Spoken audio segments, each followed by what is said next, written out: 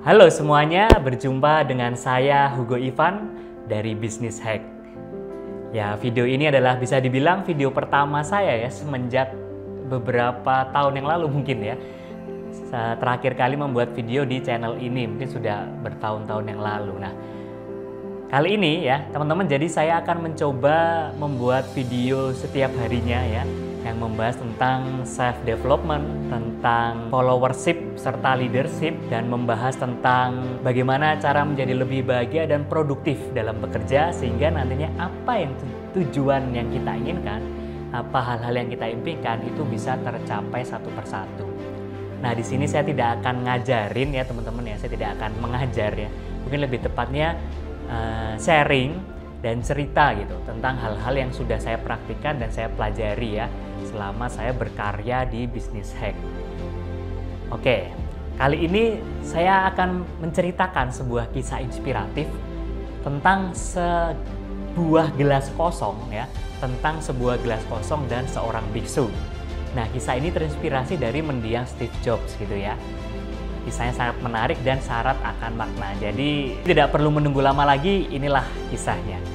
Pada suatu hari gitu ya, jadi zaman kerajaan gitulah, zaman dimana HP belum ada, zaman dimana radio belum ada, zaman dimana kendaraan itu hanya ada naik kuda gitu ya, naik kuda dan kereta kuda gitu.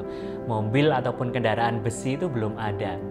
Jadi pada zaman tersebut ada sebuah kerajaan besar yang dihuni lebih dari 20.000 orang rakyatnya. Nah, menariknya kerajaan tersebut dipimpin oleh seseorang ya yang masih muda gitu ya, masih muda dan minim pengalaman.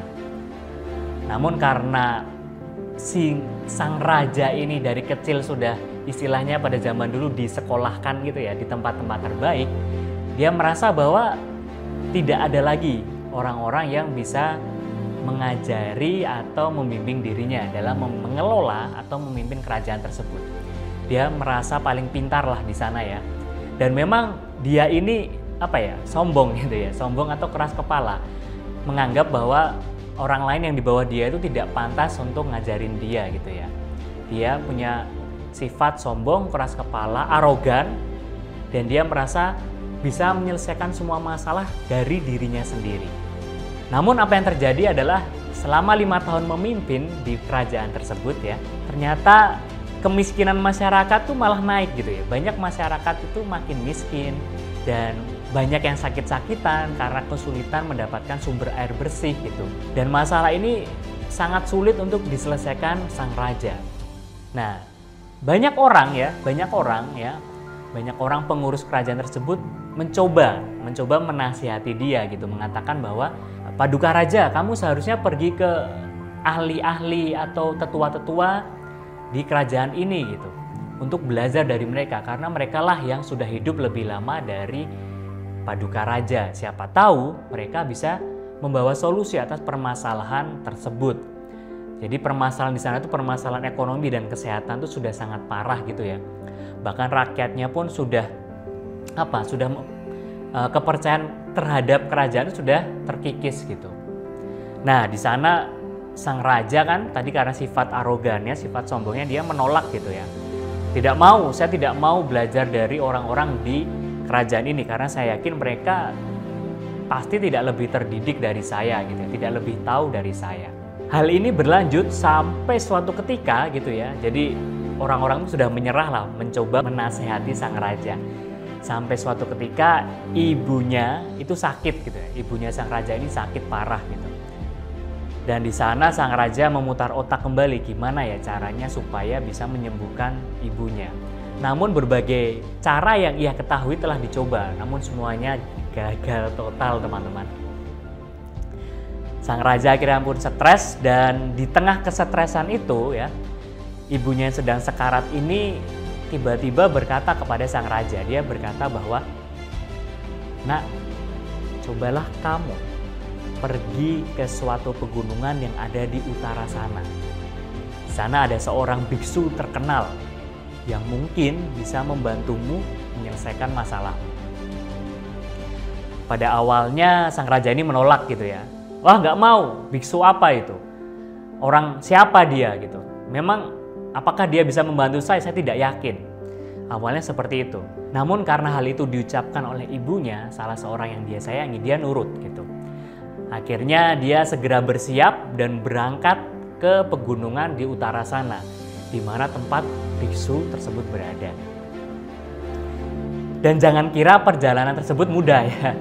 Ternyata sang raja ini harus mengarungi lautan yang dalam, harus melewati hutan yang sangat lebat, harus melewati gunung dan lembah yang sangat terjal. Dan di dalam perjalanannya, sang raja ini bertemu banyak binatang buas yang bahkan hampir merenggut nyawanya. Namun memang harus diakui, sang raja ini memiliki kemampuan bertempur dan bertahan hidup yang baik. Jadi dia masih bisa bertahan hidup walaupun dengan luka-luka yang cukup parah. Kurang lebih teman-teman, sang raja ini melakukan perjalanan selama 30 hari gitu. Wah, lama sekali ya, hampir sebulan. Dengan kapal, dengan berjalan kaki, pokoknya tanpa pesawat ya, karena zaman dulu belum ada pesawat. Akhirnya teman-teman, dengan keluh kesah, dengan segala rintangan yang telah ia lalui, ia sampailah kepada sebuah tempat gitu ya, di ujung pegunungan utara yang sangat megah gitu ya. Jadi di situ dia sampai di tempat itu, dia melihat sebuah gerbang yang sangat tinggi, mungkin tingginya sekitar lebih dari 20 meter gitu ya, tinggi sekali pokoknya. Gerbang tersebut sangat tinggi dan sang raja ini cukup terkesima gitu ya, karena wah, besar sekali gerbangnya. Gerbang di kerajaan saya saja tidak sebesar ini gitu katanya. Namun menariknya, di depan gerbang ini, sang raja yang tadinya dia mengira bakal ada puluhan atau ratusan prajurit yang berjaga seperti yang ada di kerajaannya, ternyata di sana hanya ada 2 orang penjaga gitu ya. Dan 2 orang penjaga ini bahkan tidak mengenakan baju zirah gitu atau baju perang dan tidak membawa senjata sama sekali. Seakan-akan memang mereka tidak takut untuk diserang oleh kerajaan lain atau diserang orang lain, karena pada zaman itu benar-benar tiap hari itu hampir selalu ada peperangan. Lalu sang raja dia keluar dari tempatnya bernaung ya, tempat berkemah dia di malam, dan di pagi dia keluar, dia langsung mendatangi gerbang tersebut. Dan dia dengan angkuhnya berkata, "Hei, saya adalah raja besar di sebuah kerajaan besar di sana yang memimpin lebih dari 20.000 orang. Saya datang ke sini untuk menemui biksu yang tinggal di pegunungan ini. Segera pertemukanlah aku bertemu dengan biksu itu." Dengan angkuhnya dia berkata seperti itu. Dan si pengawal hanya diam saja dan dia hanya geleng-geleng kepala gitu ya. Seakan menandakan bahwa sang raja tidak boleh atau tidak diizinkan bertemu dengan biksu tersebut.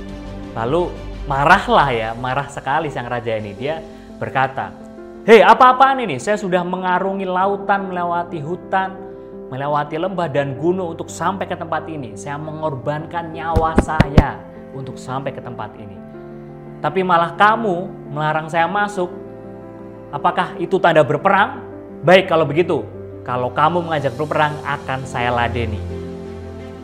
Tiba-tiba dengan kecepatan kilat ya, sang raja langsung mengeluarkan pedangnya dan dia berlari ke arah si pengawal hingga dengan intensi mau menusuk si pengawal tersebut. Namun menariknya yang terjadi adalah teman-teman, tanpa senjata apapun, pengawal tersebut mampu melumpuhkan sang raja dengan hitungan detik.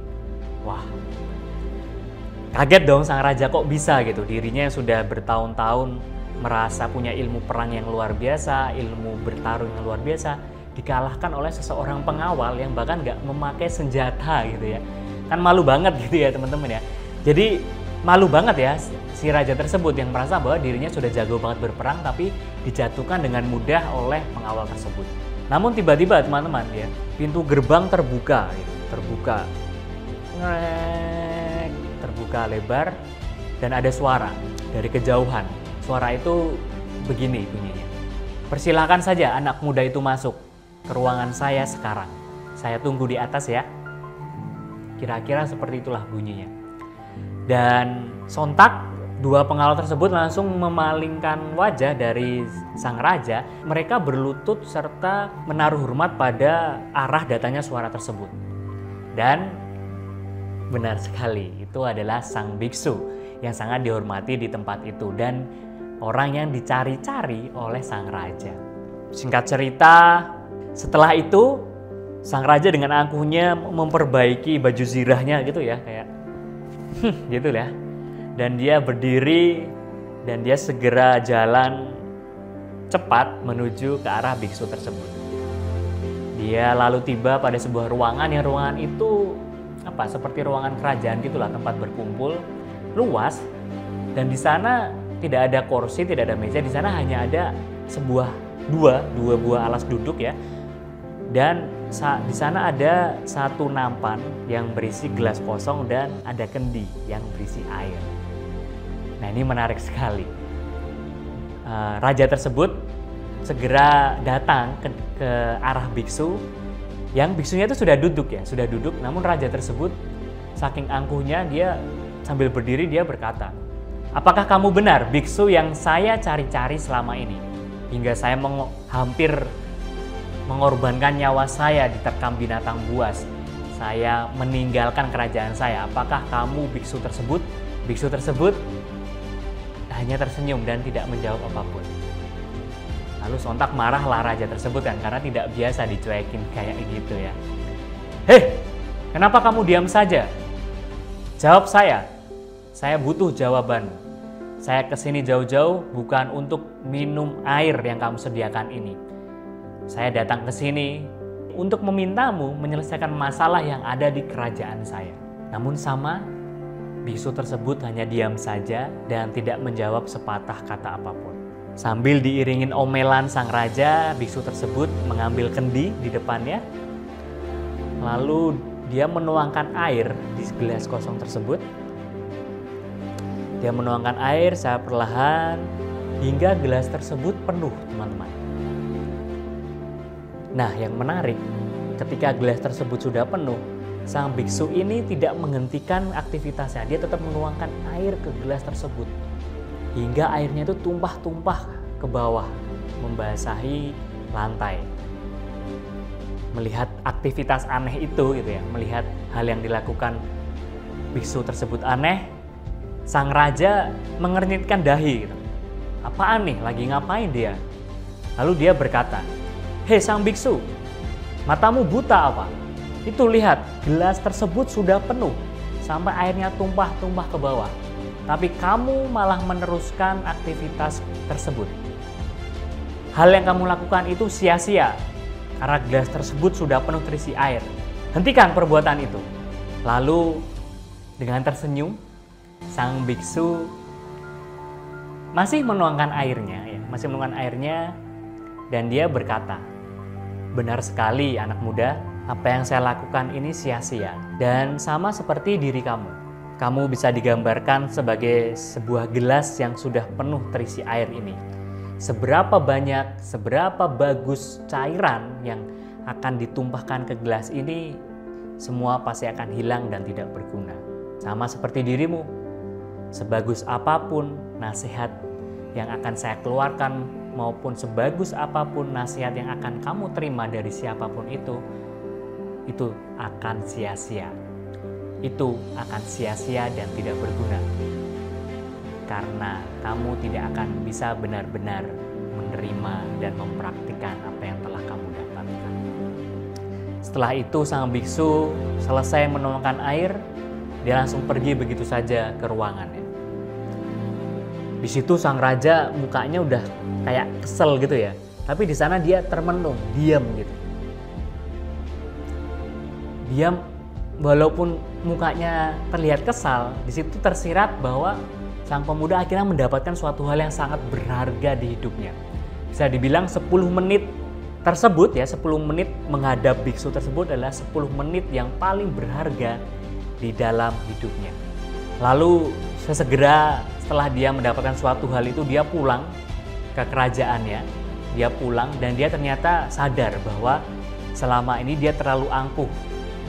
Dia terlalu sombong untuk menerima masukan, menerima nasihat, menerima ilmu baru dari orang lain, siapapun itu, tidak memandang siapa orang yang memberikannya. Dia merasa dia hanya bisa belajar dari dirinya sendiri atau orang-orang tertentu saja. Padahal pelajaran bisa didapatkan oleh siapapun, bahkan pelayan yang dia temui setiap hari di kerajaannya. Semenjak itu, dia mulai menjadi pribadi yang lebih ramah terhadap orang-orang di sekitarnya di kerajaan. Dia mulai mengumpulkan semacam komite gitu ya, tetua-tetua, kepada ahli-ahli yang dianggap bisa menyelesaikan permasalahan dari kerajaan tersebut, dan juga perwakilan masyarakat untuk ikut ambil bagian dalam membangun kerajaan tersebut.